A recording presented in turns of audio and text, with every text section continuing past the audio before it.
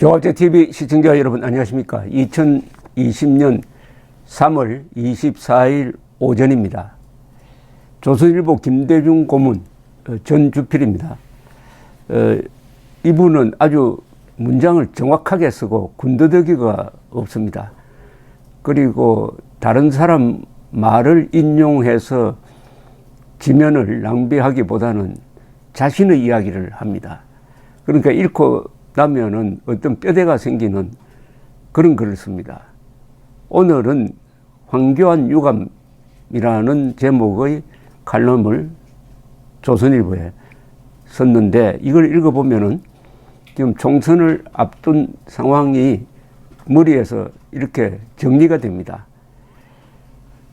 황교안 대표에 대해서 상당히 따뜻한 마음을 가지고 쓴 글들이 그 전에 있었으므로 오늘 쓴 황교안 유감은 경고와 충고가 함께 담긴 글인데, 이걸 황교안 대표가 꼭 한번 읽었으면 하는 생각이 듭니다. 비스마르크가 이런 이야기를 한 적이 있습니다. 정치는 가능성의 예술이다.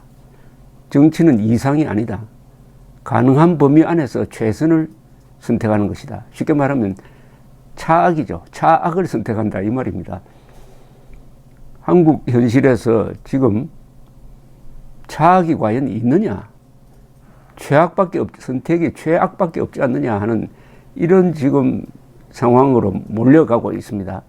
모든 여론조사가 최악의 정권인 문재인 세력의 승리를 지금 예단하고 있습니다. 예고하고 있습니다.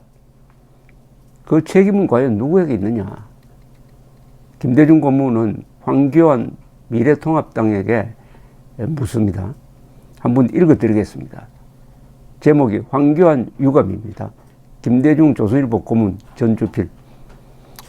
미래통합당의 지역구 공천에서 낙천된 정병국 의원은 저의 희생이 어렵게 통합한 보수의 분열을 막고 총선 승리를 통해 문재인 정권을 심판하는 계기가 된다면 기꺼이 받아들이겠다고 했다. 그는 또 늘 개혁하자고 하면서 그 개혁의 칼이 자신에게 오면 이건 잘못된 것이라고 하는데 그런 악습의 본보기를 보이고 싶었다고 했다. 그의 포인트는 문 정권의 폭정을 막는 데 힘을 모으자는 데 있다. 그런 살신승인의 자세를 보인 정치인이 언제 있었던가 기억이 없다. 무엇보다 지금 이 시국에서 그가 던진 카드는 정말 오랜만에 보는 신선함이었다. 더구나 공천에서 떨어지자 미래통합당을 탈당해 무소속 출마를 준비하는 거물급 정치인이 홍준표, 김태우 씨 등 10여 명에 이르는 상황에서 그의 결단은 더욱 돋보이는 것이었다. 총선 상황은 코로나 사태 이전까지만 해도 야당에 유리하게 전개되는 듯 했다. 문 정권은 조국 사태, 감찰 무마 사태, 그리고 울산 선거 개입 사태 등이 나라의 기강을 위험에 빠뜨리며 몰염치의 일로로 가고 있었다. 경제는 소득주도 성장에서 시작된 엇박자가 탈원전, 기업 파탄으로 이어지고 안보는 이제 국민의 관심에서조차 배제된 상황이었다. 우한 코로나 바이러스 사태도 정부의 초기 대응 실패가 국민의 분노를 사는 듯 했다. 그래서 야당이 승기를 잡았다고 얘기만 했다. 하지만 문 정권은 그리 만만치 않았다. 기왕에 보았듯이 이들은 안면 몰수에 능하고 실책을 기회로 전환하는 데 특이한 기술을 갖고 있다. 우한 바이러스 사태만 해도 야당이 그들의 호기로 보았음직하지만 여권은 자화자찬으로 반전시키고 있다. 게다가 정부의 자금 살포와 야당의 무기력 등이 합쳐져 그래도 질이 멸렬한 야당보다 현직이 낫지 않겠느냐는 쪽으로 선전하고 있다. 더불어민주당 후보들은 이미 선거 전선에서 그간의 행태로 봐서 야당이 나라를 끌고 가기는 어렵지 않겠느냐고 유권자들에게 비교 우위를 들고 나오고 있다. 여권은 그야말로 얼굴에 철판 깔고 총선에 임하고 있다. 조국 맹신주의자들이 위성정당을 차리고 보란듯이 개점 선언을 하는가 하면은 전직 청와대 핵심 인사들이 이에 가담하면서 더불어민주당이 무색할 정도로 호위무사를 자처하고 있다. 그런 마당에 미래통합당은 지역구와 비례대표 선정에서 씁쓸한 잡음에 휩싸였다. 또 모처럼 보수 야권의 대동단계를 호소하는 박근혜 전 대통령의 옥중 호소에 힘입어 친박을 포용할 좋은 기회인데도 오히려 오락가락 행보를 거듭하고 있어 일부에서는 황교안 리더십까지 들고 나오는 상황이다. 아무리 공정한 사천 없는 공천이라고 해도 거기에서 정치를 배제하면은 아주 교과서 같은 메마름만 남는다. 예를 들어 전 대통령의 메신저 격인 유영하 변호사를 그 무슨 원칙의 틀에 넣어 저 뒤로 빼돌리는 등의 교과서적인 공정은 결코 상황을 고려한 좋은 정치는 아닌 것이다.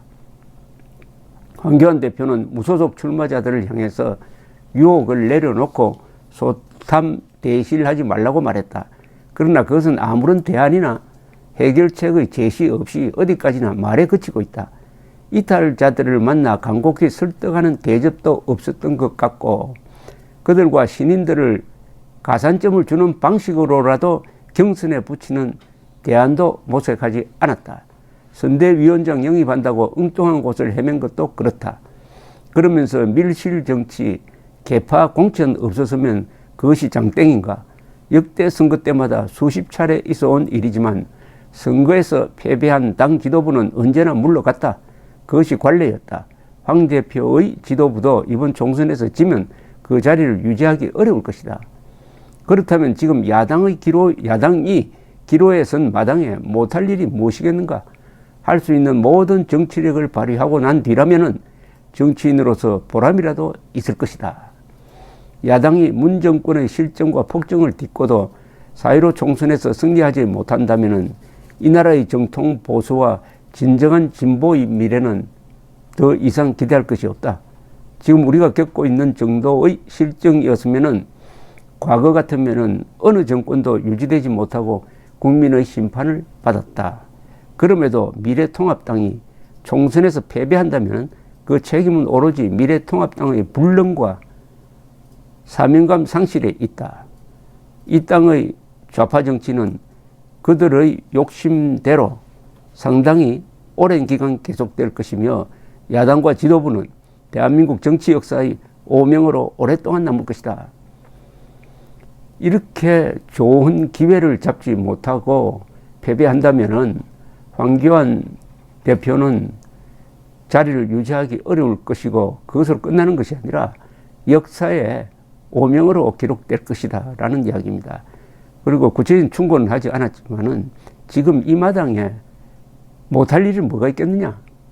못할 일이 뭐가 있겠느냐?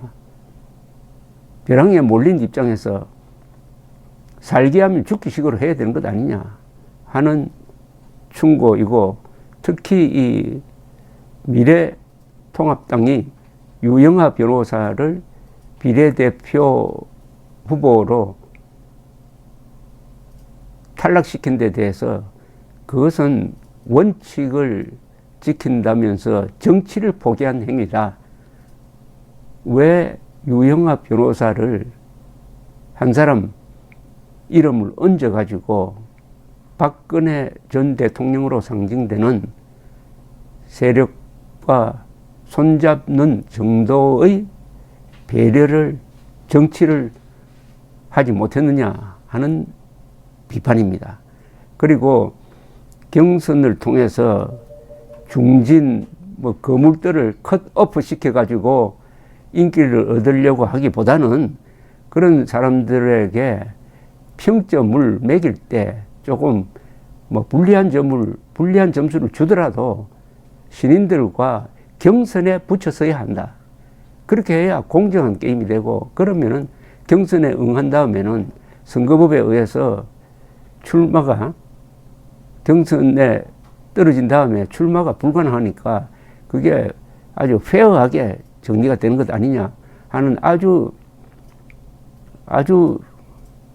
실질적인 지적을 했습니다.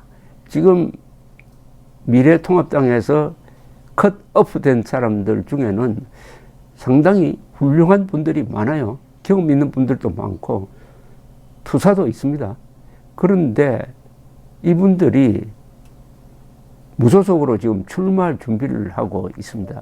이게 미래통합당이 여유가 있을 때는 뭐 그런 게임을 즐길만도 하지만은 지금 한석, 두석이 필요로 하는 시기에 이 사람들이 나와서 표를 분산시켜 버리면 결국은 집권 세력을 강화시키는 쪽으로 가는데 이걸 컷오프 당한 사람들이 출마하는 것을 비판하는 것으로는 되지 않을 것입니다. 황교안 대표는 비판하고 뭐 대의를 위해서, 나라를 위해서 희생을 해달라는 이야기를 하는데 정치인에게 나라를 위해서 희생해달라고 하면은 아무 대가 없이 그것은 그냥 말장난으로 끝납니다. 그런 여러 점을 지적한 이 김대중 칼럼, 황교안 유감, 이걸 황교안 대표가 한번 읽었으면 좋겠다는 뜻에서 제가 소개를 해드렸습니다. 조갑재 TV 조갑재입니다. 감사합니다.